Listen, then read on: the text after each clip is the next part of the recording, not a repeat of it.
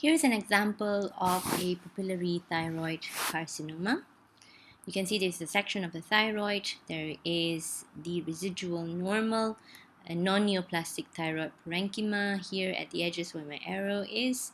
And in the center, you can see a lesion, which is a fairly well circumscribed right in the middle of this section. So let's just first zoom in into the normal thyroid parenchyma. And you can appreciate that these are composed of multiple follicles of varying sizes. So some are quite small and some are quite large. But what they have in common is that all follicles are lined by a single layer of bland thyroid follicular epithelium. So these are cuboidal cells arranged as single layer, and you can see that they are very respectful of each other, that the nuclei are well spaced out, and there is no overlapping of the nuclei. And each of these follicles, or at least many of these follicles, are filled with this pinkish colloid material. There is a little bit of fibrostroma in between, and in some areas, especially as we draw nearer to the lesion over here, you can see that there is these blue infiltrate, which is made up of lymphocytes or inflammatory cells predominantly. Okay, so now let's just have a quick bird's eye view of the lesion itself. So this is the lesion here. And even at this sort of low to medium power, you can appreciate that there is a substantial fibrous tissue in the background, and that this is a tumor which has a predominantly papillary architecture. So when I say papillary architecture, this is what I mean. So you can see that these are slender fronds or projections which have a central sort of fibrous tissue as well as vascular channels, hence we call them fibrovascular cores, and these are lined by epithelial cells, but in contrast to the epithelial cells that we see in the normal thyroid parenchyma, these nuclei are much larger.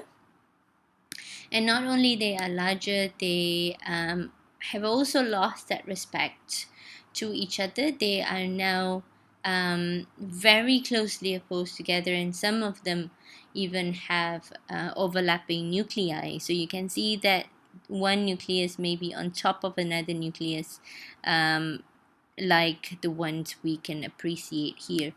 And as we move along, I'm sure you can also appreciate that cells, or these tumor cells, exhibit what we call nuclear clearing. So the central part of the nuclei becomes clear, and the chromatin sort of marginates the periphery of the nuclear membrane, and the nuclear membrane appears slightly thicker. So here's another example which has a very nice nuclear clearing.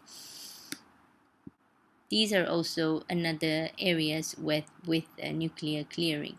So another feature of papillary thyroid carcinoma, apart from what we've mentioned, which are the nuclear enlargement, overlapping, as well as nuclear clearing, we can also see a substantial number of these cells show presence of nuclear grooves. So nuclear grooves essentially represent sort of folds and irregularity of the nuclear membrane. So here are a couple of good examples of nuclear grooves. So you can see here that there is a line traversing through the nuclei, and as we scour through, then you'll find a few more here and there. Here's another field to demonstrate the nuclear features of papillary thyroid carcinoma. So there are a couple of these cells which show nuclear clearing. For example, here, here, and here. There are nuclei which show nuclear membrane irregularity. So you can see here, which is almost like a crescent-shaped cell. Another point that I would like to make is that if we look at the periphery of this lesion, you can see that while the center has quite prominent papillary architecture, some of the tumor cells at the periphery do not possess fibrovascular cores and instead are arranged as tubular structures, but they share the same nuclear features as the ones in the center, which are lining the papillary structures. So, to make the diagnosis of papillary thyroid carcinoma, you need to see the nuclear features, and the architecture is secondary. So in this case, we are able to demonstrate the nuclear clearing as well as nuclear grooves. Other features of papillary thyroid carcinoma are pseudonuclear inclusions as well as some bodies, but they are not seen in this particular case. However, the findings are sufficient to make a diagnosis of papillary thyroid carcinoma.